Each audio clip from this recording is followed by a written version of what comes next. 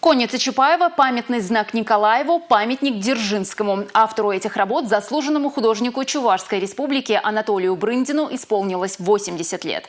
В Национальной библиотеке прошла презентация книги, посвященная его творчеству. Автор работы, доктор искусствоведения Алексей Трофимов, отмечал, что книга – это анализ творческого пути выдающегося скульптора.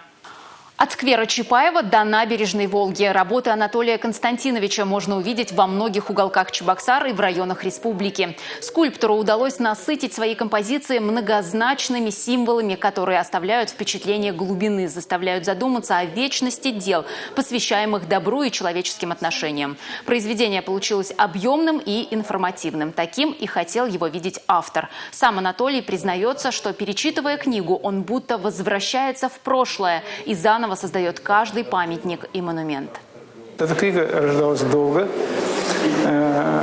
Автор этой книги Алексей Александрович Трофимов, который в прошлом году, в сентябре месяце, скончался.